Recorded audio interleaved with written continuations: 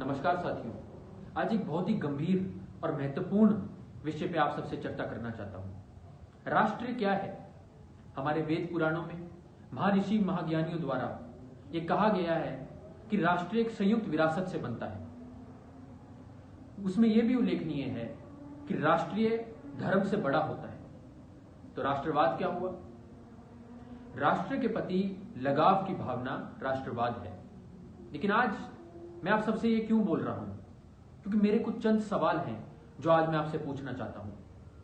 क्या कोई व्यक्ति जो बॉर्डर पर खड़े जवान जो हर परिस्थिति का सामना कर कर अपने परिवार को छोड़कर हमारी सुरक्षा के लिए वहां पे तैनात हैं, उनके मरने पर अगर कोई व्यक्ति जश्न मनाए तो क्या वे राष्ट्रभक्त है?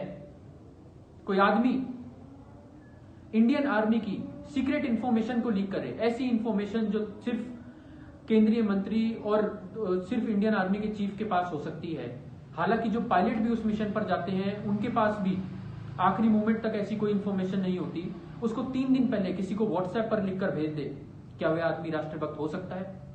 क्या कोई आदमी जो सर्वोच्च न्यायालय सुप्रीम कोर्ट के जज को खरीदने की, उनको रिश्वत देने की बात करे, क्या वह आदमी राष्ट्रभक्त हो सकता है?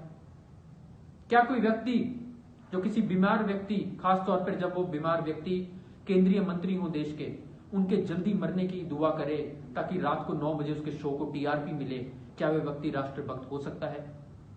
क्या कोई व्यक्ति जो अपने निजी स्वार्थ के लिए देश की जनता को अंधेरे में रखने का काम करे, उनको भड़काने का काम करे, क्या वह व्यक्ति राष्ट्रभक्त हो सकता है? जाहिर सी बात है, आप लोग कहेंगे नहीं, ये तो राष्ट्रद्रोही हुआ।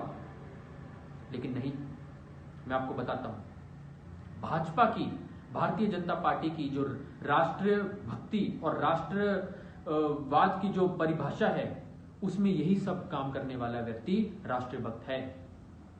मैं बात कर रहा हूं अर्नब गोस्वामी की, जो हर रात को 9 बजे आकर कहते थे, पूछता है भारत, पूछता है भारत। आज आपके ऊपर और आपकी करतूतों के ऊपर थूकता है भारत। सीक्रेट इंफॉर्मेशन देश की जो इंडियन आर्मी के चीफ और सिर्फ जो वरिष्ठ मंत्री होते हैं उनके पास होती है, उसे उन्होंने 3 दिन पहले व्हाट्सएप पर लिखकर भेज दिया। ये इंफॉर्मेशन उनके पास आई कहां से? ये एक बहुत बड़ा सवाल है। और आई और उन्होंने व्हाट्सएप पर किसी को भेज दी। देश की सीक्रेट इंफॉर्मेशन कोई व्हाट्सएप के मजाक फॉरवर्ड जोक की बात नहीं हो रही, बहुत ही गंभीर विषय है। उन्होंने तमाम उछल कूद कर 9 बजे वे आते थे, देश की जनता को भड़काने का काम करते थे।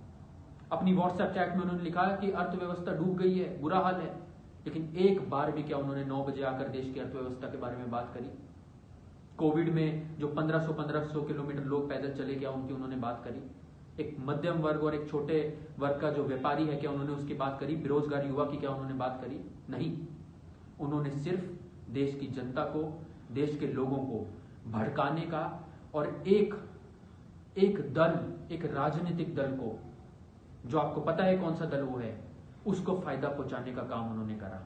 टीआरपी के साथ खिलवाड़ करी, देश के लोगों के साथ, देश के लोगों की भावना के साथ, देश के लोगों के राष्ट्रवाद के साथ उन्होंने खिलवाड़ करने का काम करा है।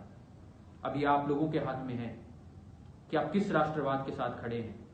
क्या प्रधानमंत्री नरेंद्र मोदी, अमित शाह, नथुराम गोडसे और वो सॉरी बोलने वाले, क्या नाम है उनका, सावरकर, इनके राष्ट्रवाद के साथ खड़े हैं, या पंडित जवाहरलाल नेहरू, महात्मा गांधी, शहीद भगत सिंह जी, BR अम्बेडकर, इन लोगों के राष्ट्रवाद के साथ खड़े हैं? इसका फैसला आप लोगों को करना है।